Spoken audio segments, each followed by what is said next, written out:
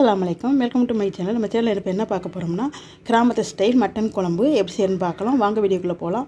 இப்போ வாங்க குக்கர் அடுப்பில் வச்சுருக்கேன். குக்கரில் இப்போ தேவையான அளவு எண்ணெய் சேர்த்துக்குவோம். இந்த மட்டன் குழம்புக்கு இப்போ எண்ணெய் சேர்த்தாச்சு. எண்ணெய் இப்போ இதில் ஒரு பட்டை, ஒரு கிராம்பு, ஒரு ஏலக்காயெல்லாம் சேர்த்துக்குவோம். இதை சேர்த்துட்டு நான் வெங்காயம், சின்ன வெங்காயம் 1/4 கிலோ நறுக்கி வச்சுருக்கேன். நான் மட்டன் 1/2 கிலோ மட்டன், 1/4 கிலோ நெஞ்செலும்பு சேர்த்து 3/4 கிலோ வாங்கி வச்சுருக்கேன்.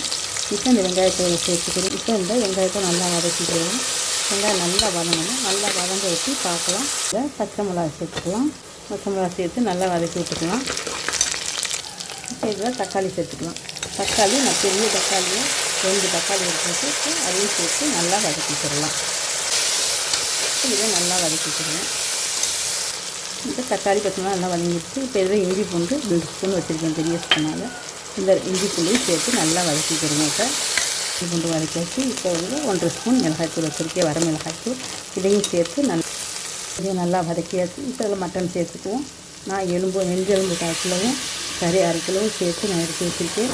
இதை சேர்த்துக்கிடுவோம். இந்த கிராமத்து ஸ்டைல் மட்டன் குழம்பு ரொம்ப சூப்பராக இருக்கும். சாப்பிட்றதுக்கு ஜம்முன்னு இருக்கும். இதில் உருளைக்கிழங்கு கத்திரிக்காயெல்லாம் சேர்த்து செய்கிறது ரொம்ப நல்லாயிருக்கும். நீங்கள் செய்து பாருங்கள் இதே மாதிரி. இப்போ இதுக்கு தேவையான கல் உப்பு சேர்த்துக்கலாம். கல் உப்பு சேர்த்து இதையும் நல்லா மிக்ஸ் பண்ணிக்கலாம். இப்போ நல்லா வதங்கிருச்சு மட்டன். இப்போ இதில் தேவையான அளவு தண்ணி சேர்த்துக்குவோம். இந்த குழம்புக்கு எவ்வளோ தேவையோ அந்த குழம்புக்கு தக்கன தண்ணி சேர்த்துக்கலாம். இப்போ தண்ணி சேர்த்தாச்சு. இதையும் நல்லா மிக்ஸ் பண்ணி கொடுத்துக்கலாம். இப்போ இதில் குழம்பு மசாலாத்தூள், கறி மசாலாத்தூள் சேர்த்துக்கலாம். 3 ஸ்பூன் இது வீட்டிலே அரைச்சது. இதையும் சேர்த்து நல்லா மிக்ஸ் பண்ணிக்கலாம். இப்போ இதை மூடிக்குவோம். மூடி போட்டு ஒரு 4 விசில் வரட்டும் பார்க்கலாம். உங்கள் குக்கரில் எப்படி அதுக்கு தக்கன வச்சுக்கோங்க. பாருங்கள், நம்ம இன்னும் குழம்பு ஓப்பன் பண்ணி பார்க்கலாம். இப்போ பாருங்கள், குழம்பு ஓப்பன் பண்ணியாச்சு. ரொம்ப சூப்பராக குழம்பு பாருங்கள் எப்படி இருக்குன்னு. மட்டன் நல்லா வெந்துருச்சு. இப்போ இதில் வந்து நம்ம கத்திரிக்காய், உருளைக்கிழங்கு எல்லாமே சேர்த்துக்கலாம். உருளைக்கிழங்கு எல்லாமே சேர்த்துக்கிட்டோம்னா கிராமத்து ஸ்டைலில் ரொம்ப சூப்பராக இருக்கும், ஜம்முன்னு இருக்கும். இப்போ எல்லாமே சேர்த்தாச்சு.